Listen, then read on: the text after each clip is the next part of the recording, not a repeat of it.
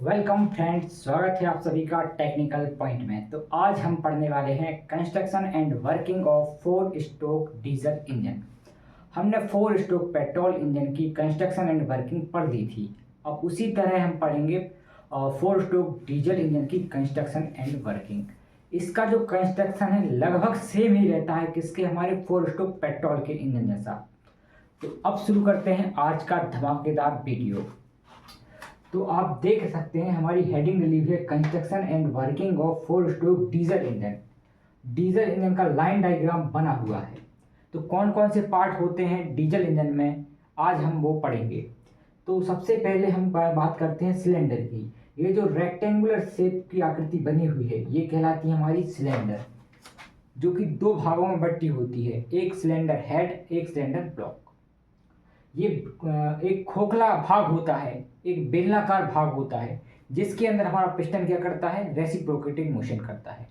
तो ये होता है हमारा सिलेंडर। फिर आता है हमारा इनलेट मैनिफोल्ड। इनलेट मैनिफोल्ड क्या होता है, एक रास्ता होता है जिसके थ्रू हमारा जो फ्यूल है कंबशन चैम्बर में प्रवेश करता है। ये जो खाली स्पेस है इसको बोलते हैं कंबशन चैम्बर, या सिलेंडर भी हम बोल सकते हैं। और ये यहाँ आपको उल्टा टी जैसा शेप दिख रहा है, ये कहलाएगा आपका इनलेट वॉल्व। इनलेट मैनिफोल्ड के अंदर रहता है इनलेट वॉल्व। इनलेट वॉल्व क्या होता है, एक गेट की तरह काम करता है। जो खुलता है तो हमारा सक्शन होता है। सक्शन मतलब जो हमारा फ्यूल है वो आएगा कहाँ पे, हमारा कंबशन चैम्बर में। तो एक बात आप ध्यान से रखिए कि यहाँ पे फ्यूल के रूप में क्या आएगा, क्या लगता है इनलेट वॉल्व से क्या आएगा। पेट्रोल इंजन में पेट्रोल और एयर का मिश्रण आता था, लेकिन डीजल इंजन में ऐसा नहीं होता। यहाँ पे जो इनलेट मैनिफोल्ड है और इनलेट वॉल्व है, इसके थ्रू क्या आती है, केवल एयर आती है, फ्रेश एयर आती है। फिर बात करें हमारे दूसरे वॉल्व की, जिसको बोलते हैं एग्जस्ट वॉल्व। एग्जस्ट वॉल्व का काम क्या रहता है, खुलना और बंद होना। इनलेट वॉल्व का भी यही काम रहता है, खुलना एवं बंद होना, लेकिन इनकी जो टाइमिंग है वो अलग अलग रहेगी। दोनों ना तो एक ही टाइम पे खुलेंगे और ना ही एक ही टाइम पे बंद होंगे। नहीं, बंद होंगे लेकिन खुलेंगे नहीं एक टाइम पे। अब शुरू करते हैं जैसे यहाँ से, ये क्या है, इनलेट वॉल्व है, नहीं क्या है, एग्जस्ट वॉल्व है। एग्जस्ट वॉल्व एग्जस्ट मैनिफोल्ड के अंदर लगा होता है। एग्जस्ट मैनिफोल्ड क्या होता है, जिसके थ्रू हमारी बर्न गैसें हैं वो बाहर निकलती हैं। और जो एग्जस्ट वाल्व होता है जब वो खुलता है तभी गैसें बाहर निकलेंगी। अगर इनलेट वाल्व एग्जस्ट वाल्व जो है बंद रहेगा तो हमारी जली हुई गैसें वो बाहर नहीं निकलेंगी। तो ये होता है एग्जस्ट मैनिफोल्ड और एग्जस्ट वाल्व। ये जो है ये इसको बोलेंगे एग्जस्ट वाल्व। थोड़ी यहाँ पे स्पेस कम था इसलिए मैंने उसका नाम नहीं लिखा, लेकिन आप जब डायग्राम बनाएं तो उसका नाम जरूर लिख लें, एग्जस्ट वाल्व। ये आपका इनलेट वाल्व, ये जो टी शेप में दिख रहा है ये वाल्व है। अब फिर लगा होता है यहाँ पे क्या, फ्यूल इंजेक्टर। यही बेसिक डिफरेंस है जो कि हमारे फोर स्ट्रोक डीजल इंजन और पेट्रोल इंजन में होता है। क्या होता है कि हमारा जो पेट्रोल इंजन था उसमें लगा था हमारा स्पार्क प्लग, लेकिन इसमें हम अपन यूज करते हैं किसका, फ्यूल इंजेक्टर का। फ्यूल इंजेक्टर का काम क्या रहता है, डीजल को इंजेक्ट करना। स्पार्क प्लग का काम क्या रहता था, स्पार्क को देना फ्यूल को। यहाँ पे फ्यूल नहीं आ रहा है, देखिए आप यहाँ पे एयर आ रही है, केवल फ्रेश एयर आ रही है, ठीक है ना। तो एयर आ रही है और अपन को डीजल किस मतलब किस रूप में देना पड़ेगा, छिड़काव करके छोटी छोटी बूंदों के रूप में देना पड़ेगा, और वो काम करेगा हमारा फ्यूल इंजेक्टर। तो फ्यूल इंजेक्टर का काम क्या होगा, डीजल को इंजेक्ट करना, कहाँ, हमारे इंजन सिलेंडर में।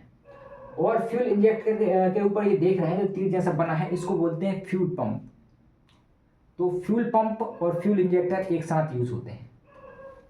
फिर आती है बारी किसकी, हमारे पिस्टन की।